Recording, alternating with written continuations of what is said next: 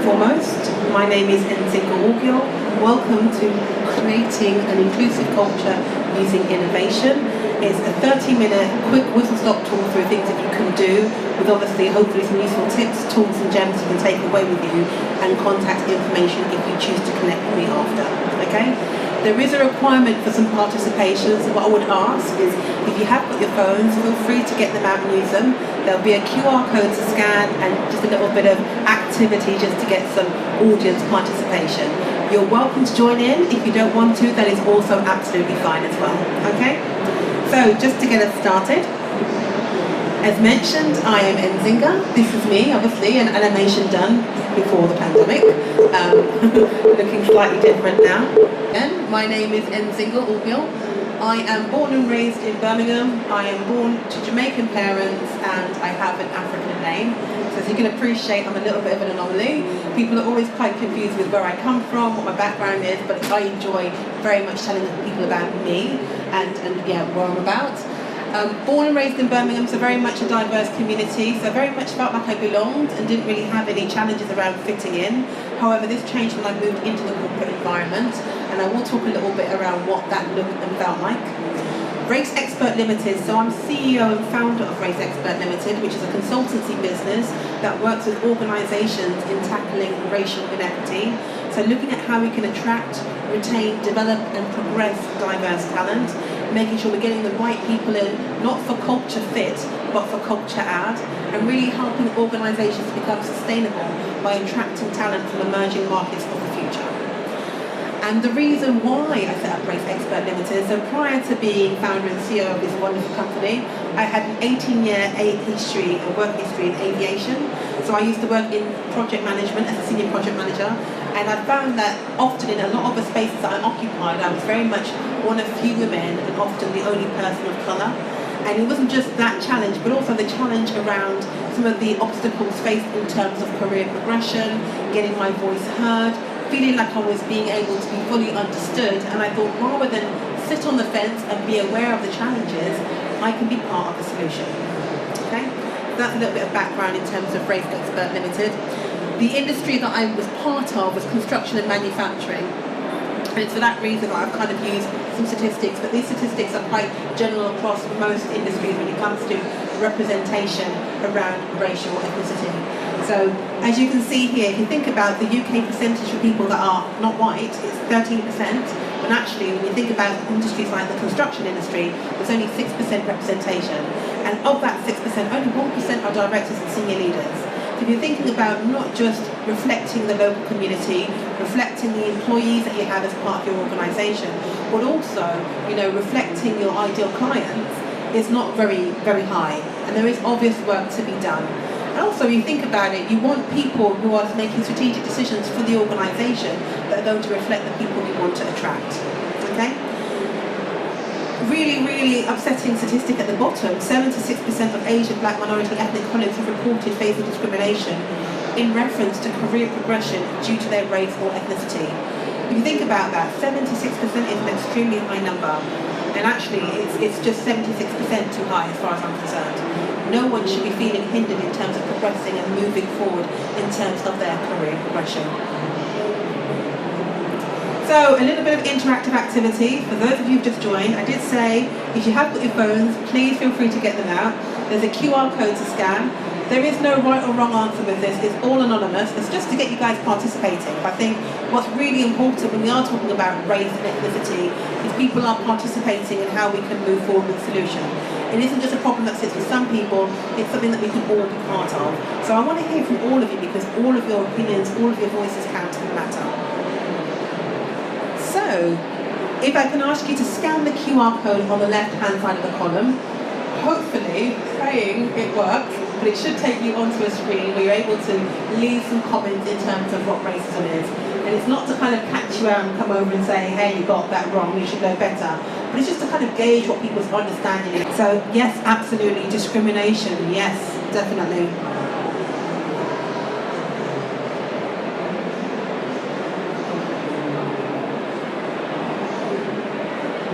And think about the different types of racism as well. It's not just about the name calling. There's so many different ways in which it shows up, and obviously we'll go on to that very briefly next. but just to kind of give you a bit of a flavour of what potentially people are experiencing and encountering when they are having to overcome challenges around racial inequity. It's going against another, absolutely, it really is. So we give it a couple more seconds before I move on. We've got another activity and also we've got quite a bit of content to cover.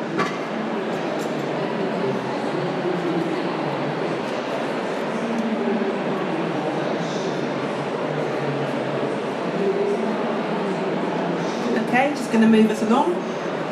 So I think everything that was mentioned is absolutely spot on. There's a definition on the screen. I won't read it out because obviously I can trust you can all read and you're able to kind of see what the definition says, and you can pick out the bits that are, extremely relevant. But for me, I think what really stands out for me is, the right to dominate others that are a particular racial group and feeling that they're inferior to another group. And that's really, really important when we think about racial equity. That feeling of being superior doesn't just extend to how we engage with people in the communities, how we deal with people within the work environment. So when we think about talent succession planning, how we recruit, how we hire, are we making sure we're using the right type of tools and techniques to eliminate any racial inequity? And as mentioned, racism can show up very differently. You've got different types of racism. So you've got 5 on the screen, and I think it's really important to know how they show up.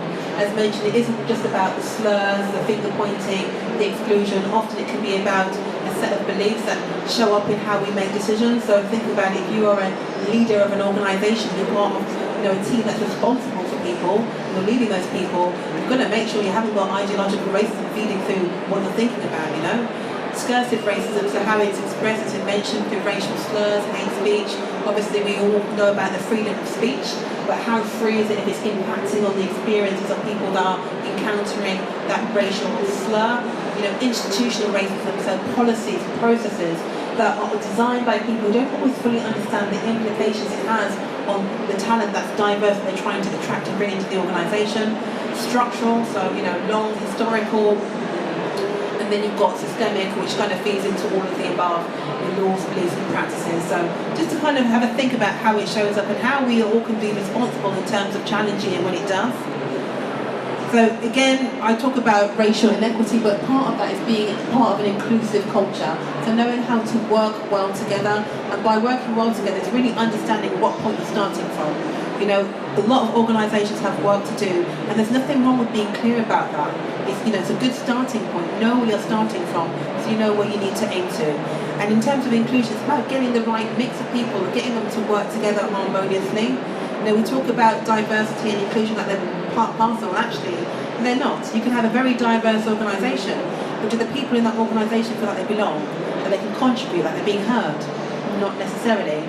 And you can have a very non-diverse organisation where everyone looks the same and has the same type of background and upbringing, where it's very inclusive because people do feel like they belong. So it's really important to understand the differences with that. Equity, really, really important as well. So it's absolutely about fairness and justice, but also it's not about giving everyone the same. We've all got different requirements, different needs. You wouldn't expect somebody who was able-bodied to access a building in the same way someone who has reduced mobility or has access challenges. You would expect it to be equitable so that they all have access to something. So I think it's really important. It's not just about saying, let's give everyone a fair go at everything. Let's look at where there are obstacles that are inherent in terms of the background that the people we're dealing with are from, and remove those obstacles. And things that we can think about when we talk about equity are things like access. Do we have access to the same resources, the same networks, the same connections? Do we have access to the same opportunities? A lot of people don't. Is there opportunities for progression? How are we identifying talent? And looking at things like, how we can make the right alterations and challenging the privileges that we all have. So there's ways in which we can start thinking about promoting racial equity, and there's a couple of things that I've put on the screen that I think are really prevalent when you're looking to go on this journey. The first thing is thinking about your vision and mission as an organisation. Does it talk about the people? And by that I mean the type of people you want to attract. You want an inclusive, diverse culture. Is that woven into the DNA of your organisation? Because if it isn't, you're going to find it very, very challenging. And when you think about your vision and mission, is it then aligned to your strategy? And if you've got a corporate strategy, does that talk to the people that you want to attract If it needs to be supported by a diversity and inclusion or a racial equity strategy, do they align? Are they moving in the same direction? Because that is also extremely important. For me, a big one, my background is project management, is an action plan. We can talk to death about race and racism and how it shows up in the organisation, but how are we all taking action for moving the agenda forward? It doesn't have to be big action, it can be small pieces that help to move things forward. So really thinking about action plans, accountability, who is responsible, who is going to be pushing the agenda forward, and therefore who's going to be the go-to person when we need answers. Data, not just quantitative, qualitative. We can see what the numbers are saying, but how are people experiencing the work environment? How are they encountering the environment in which they work in? And then finally, tracking performance. I'm a big believer, don't just use an initiative and employ it and expect that it's going to work. Track progress, see how it's working, and if need be, pivot. There's a reason why we track performance, to see if it's working. And if it isn't, there's nothing wrong with saying, what we tried to do here hasn't worked, let's try something different. So I won't go through all of these on the screen, but some things to kind of think about when we talk about barriers and deterrents. How we hire and recruit. Are we looking at bias? Are we understanding the implications of bias that we all have, how that shows up in hiring? Are we looking at culture fit rather than culture add? Why do we want people to fit in when we want them to stand out? We want what they've got. We want their special magic, right, in our organisation. We don't want people just conforming and following suit. The skills, are they based on qualification as opposed to, competency? We want to make sure people have the right skills and aren't just expected to show up with certification to evidence that. And then what diverse pool we're taking our talent from, what recruitment agencies we're working with. And then you've got other things around engagement and communication, tokenistic gestures like black squares or virtual signaling. That's all well and good, but what does it actually mean as an organisation? Are you taking a stand? Are you moving things forward? Banter, like we use that term a lot. Oh, it's only banter. It might be only banter to you, but actually it's microaggressive to me, and it impacts on how I live my day to day. Things like gaslighting, and finally terms like BAME and BNE that seek just to put everybody in one melting pot and diminish the individual experiences of everybody that makes up that characteristic group. And then finally, strategy. Really important to have a strategy in place.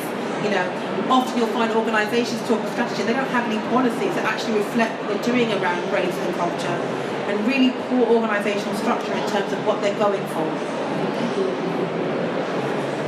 So some incentives and ways of providing support. So things that I've done as part of my consultancy has been to engage with people around leadership programs, create a suitable, feasible and viable business case. Why do you need people from different backgrounds in your organisation? How is it going to support you? And we know that evidence suggests it improves performance, productivity, profitability, so there's many, many reasons. But why does your organisation want to attract that diverse talent? Instant report management, which is so important. If you've got people in the organisation that are encountering things that are not right and are not fair and just, how are they able to escalate that? Is there a process? Are they being heard? Is it being captured so something can be done about it, or is it being swept under the carpet? And finally, scenario-based immersive training. I'm sure we've all been to those training sessions, we've been in the room for 8 hours trying to stay awake, hold my hands up, I'll be honest, trying to retain the information, walking away with very little that I've taken away. How are we putting people in the shoes of those that we want them to really think about? How are we immersing them in that situation to get them both out of that training? So a couple of ways of promoting racial equity training, so around microaggression, gaslighting, race-basing, inclusive leadership and inclusive hiring and recruitment. Really building a good allyship program. So, if you're someone who is not necessarily identifying as diverse or as someone who's from a racially ethnic background, how are you supporting those that are? Can you be an ally? Can you be an advocate? Can you be a sponsor? Can you be a mentor? Can you really support and help that person through the challenges they're experiencing and encountering? Employee resource group. So I was part of an employee resource group when I was in a previous organisation around race and culture, and everyone in that group was like me. And I thought, this is part of the challenge. It's a group for everyone to come together and be collectively responsible for how we move forward with the solution. And then finally, external experts. So there's bringing in consultants, bringing in specialists that can help you, that can offer their industry knowledge, that can tell you best practice and share what they've learned from different organisations and industries, just so you're able to kind of be at the pulse of what's happening in this space. So another quickie Slido. those are some of the things that I said that would be hopefully helpful in terms of moving the agenda forward. What do you guys think? Because obviously we're all about inclusion, so you might have some really fantastic ideas that you think might really help support moving an agenda like this forward. So I'll leave this on for a couple of minutes, seconds maybe, and then we'll move on.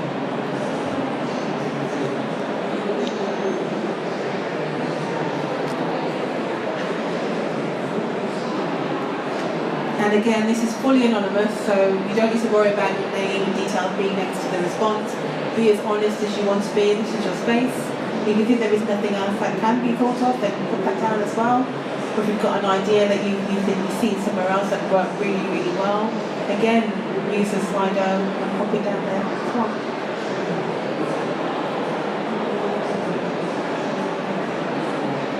I can see a couple of people typing, so I'll give it a couple of seconds.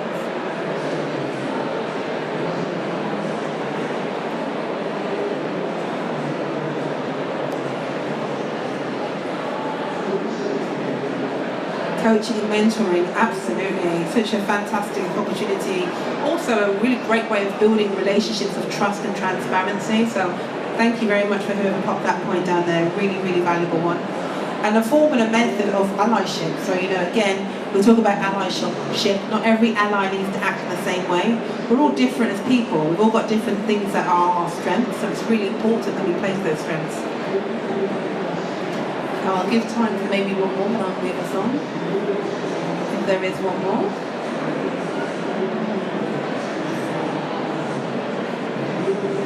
Right, I think I'll move us on just in the interest of time. So I think a really important thing to think of when we are talking about racial inequity, how to overcome it, is a concept known as cultural intelligence. We're all aware of emotional intelligence and how to engage with each other based on our emotions and then how we then get the best out of those interactions. The cultural intelligence is very much the same, but looking at it from a cultural perspective. Are we doing what it takes to get the best out of the interactions we're having with different people from different backgrounds? Are we doing the work? Are we acquiring the knowledge and building that knowledge? Are we creating awareness? Are we building new relationships based on trust? Are we having an inner circle or a cabinet, as some might describe it, that are people from different backgrounds who can advise us and be trusted and honest in the feedback they provide to us? Are we creating personal resilience within ourselves? Because that's extremely important. Are we being mindful about the surroundings in which we are encountering what we're encountering? Are we mindful of showing up in an inclusive way as a leader and the impact our behaviour has on other people? And fourth and finally, are we implementing what we've learned? It's all great to know about something, learn it, acquire the knowledge, acquire the skills, the expertise, but how are we implementing it to drive change? I think that's definitely a really important point. And how we adapt that learning. So sometimes what we learn might need to be tailored depending on who we're engaging with, but really thinking about that from a point of cultural intelligence. So I guess for me, it's really good I'm very much, like I said, about action, so commitments. I know it's very short and sweet, you've probably only had me for about 20 minutes. And what I would say, wherever I can if possible, I always try and get people to be part of the solution. And that's just committing to a few actions.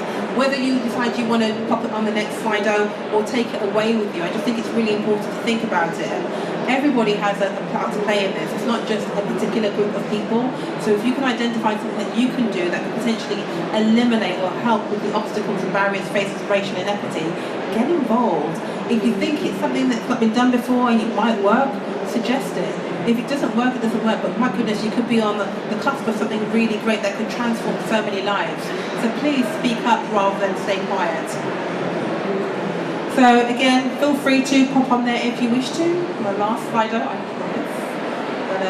But if not, I'll give you a bit of time just to think about it in a couple of seconds. But for me, the types of commitments I try and walk away with is to listen to people. As much as I work in this space, I don't have all the answers. I like to feel that I'm getting, as much from the people that I'm talking to, and hopefully as much as they're getting from me. So it's always a two-way dialogue. So it's one of the actions and commitments I take and make with myself. So I'll move us along. Just in terms of how RaCExpert Limited can help. So as mentioned, it's about inclusion through innovation. So it's not about taking what's necessarily out there and being done before, it's how we can be innovative in how we create solutions. So I like to do lots of little activities to get people to think differently. And one of them is a half-baked activity. And I actually took this to a school about 3 or 4 weeks ago. And the young people had an amazing time, as did I. Because basically what they're doing is you're pulling together 2 very random words in creating a product or service from those 2 words. So you can imagine we had things like, hiking boots and banana. Like, what can you create out of that? But they were going away and coming up and pitching ideas. And what it allowed them to do was just think differently. Sometimes we're so structured in how we think, we're so programmed in the way in which we approach things, we don't actually identify creative problem solving that's right in front of us. So I do lots of activities around this, which really helps to engage the audience, but also get people enjoying the process as well, because creation should be fun. Even when it's around things around racial inequity, it should be enjoyable. That's how you get people's buy-in, that's how you get them staying in and motivated and keep their attention. Another thing I do is step by step, so looking at a process. So you imagine you've got lots of organisations that have processes that they've either inherited or created. Have a look at the process, look at the steps of that process, take out certain steps, add in steps, duplicate those steps, and then revisit that process and think about why you're doing what you're doing. And I've done a lot of this in terms of hiring and recruiting. People have had certain steps in place for hiring and recruiting. I've said, well, why do you have that step in place? That's a really good question, Lindsay, but I don't know. I'm like, if you don't know, why is it here? Is it adding to the process? Is it helping you get the people that you want? And if it's not, then let's take it out. And let's make sure we're including the right steps that will allow us to attract the right people. And I'd encourage organisations to do this periodically, so maybe every couple of years. Go back to your processes, because times change. The climate externally to your organisation changes. The people that are attracting and bringing in will change. Are your processes aligned to those people and aligned to those changes? This is to the end. If you want to find out more, feel free to connect with me. As you can see, I like to talk. I had to really cut this down today. I could go on for much longer, but feel free to reach out to me. And alternatively, I'm just out there on stand R2D2. Exactly, on not stand, R2082, RaCExpert Limited. Okay? And enjoy the rest of the conference, guys. Have fun.